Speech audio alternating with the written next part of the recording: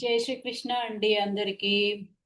ఇప్పుడు మనము ముందుగా గీతా పరివార్ ఒలింపియాడ్ 2025 కోసమని భగవద్గీత ప్రామాణిక గ్రంథం నుంచి 15వ అధ్యాయము పురుషోత్తమ యోగం పాడుకోబోతున్నామండి. ఈ పురుషోత్తమ యోగంలో సర్వవ్యాప్తి అయిన భగవంతుని స్వభావ స్వరూప వర్ణన, అలాగే జీవాత్మ విషయము, అలాగే నా వెనకాల ఉన్న స్క్రీన్ లో ఒక వృక్షం కనిపిస్తోందండి, దాన్ని మనం సంసార వృక్షం అంటాము, దాని విషయము, అలాగే భగవత్ ప్రాప్తి కోసమని ఉపాయాలు, అలాగే క్షరం అక్షరం అంటే, క్షరం అంటే నశించిపోయేది, అంటే మన సర్వ ప్రాణులు భూతాలు అన్నీ కూడా నశించిపోతాయి. అక్షరం అంటే నాశనం లేనిది. అది ఎవరండి? మొత్తం లోకం మొత్తం మొత్తం ఈ ప్రపంచం, అసలు ఈ భూమండలం మొత్తం అంతటిలోనూ అక్షరంగా నిలిచేది భగవంతుడు ఒక్కడేనండి. ఒక్కొక్క శ్లోకంలో కొన్ని కొన్ని విషయాలను మనం తెలుసుకోబోతున్నాం. అలాగే ఇందులో ఆ, అనుష్టుప్ ఛందస్, త్రిష్టుప్ ఛందస్, ఛందస్సు ప్రకారము 2 రకాల శ్లోకాలు ఉంటాయండి.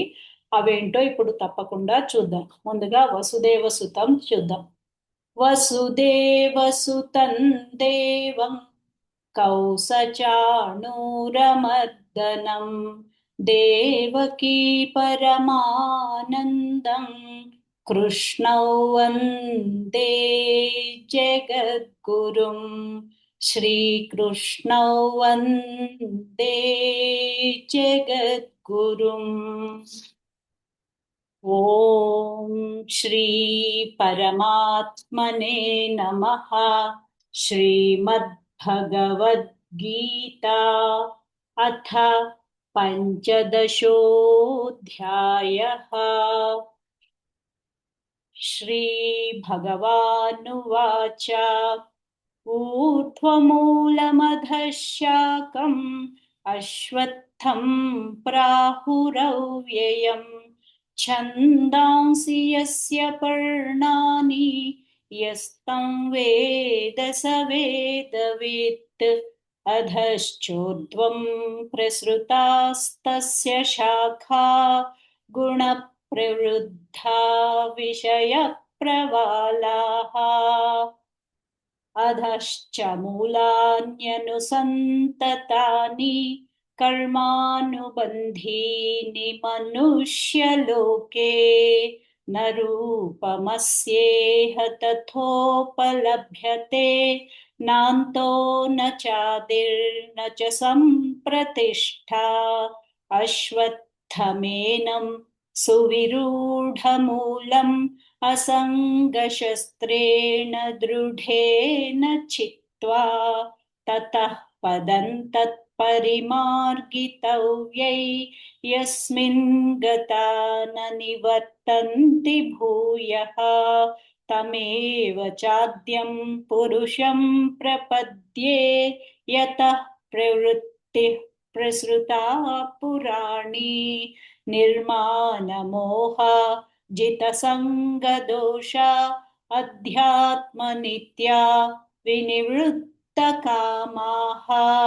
द्वन्द्वैर्विमुक्ताः सुखदुःखसंज्ञैर्गच्छन्त्यमूढाः पदमव्ययं तत् न तद्भासयते सूर्यो न शशाङ्को न पावकः यद्गत्वा न निवर्तन्ते तद्धाम परमं मम ममैवांशो जीवलोके जीवभूतः सनातनः मनः षष्ठानीन्द्रियाणि प्रकृतेस्तानि कर्षति शरीरं यदवाप्नोति यच्चाप्युत्क्रामतीश्वरः गृहीत्वैतानि संयाति वायुर्गन्धानि वाशयात् श्रोत्रं चक्षुस्पर्शनं च रसनं घ्राणमेव च अधिष्ठाय मनश्चायं विषयानुपसेवते उत्क्रामन्तं स्थितं वापि भुञ्जानौ वा गुणान्वितं विमूढानानुपश्यन्ति पश्यन्ति ज्ञानचक्षुषः यतन्तो योगिनश्चैनं पश्यन्त्यात्मन्यवस्थितम् यतन्तोऽप्यकृतात्मानो नैनं पश्यन्त्यचेतसः यदादित्यगतं तेजो जगद्भासयतेऽखिलम् यच्चन्द्रमसि यच्चाग्नौ तत्तेजो विद्धि मामकम् गामाविश्य च भूतानि धारयाम्यहमोजसा पुष्णामि चौषधीः सर्वाः सोमो भूत्वा रसात्मकः अहौ वैश्वानरो भूत्वा प्राणिनां देहमाश्रितः प्राणापानसमायुक्तः पचाम्यन्नैचतुर्विधम् सर्वस्य चाहं हृदि सन्निविष्टो मत्तः स्मृतिर्ज्ञानमपोहनं च वेदैश्च सर्वैरहमेव वेद्यो वेदान्तकृद्वेदविदेव चाहम् द्वाविमौ पुरुषौ लोके क्षरश्चाक्षर एव च क्षरः सर्वाणि भूतानि कूटस्थोऽक्षर उच्यते उत्तमः पुरुषस्त्वन्यः परमात्मेत्युदाहृतः यो लोकत्रयमाविश्याभिभर्त्यव्यय ईश्वरः यस्माक्षरमतीतोऽहम् अक्षरादपि चोत्तमः अतोऽस्मि लोके वेदे च प्रथितः पुरुषोत्तमः यो मामेवमसम्मूढो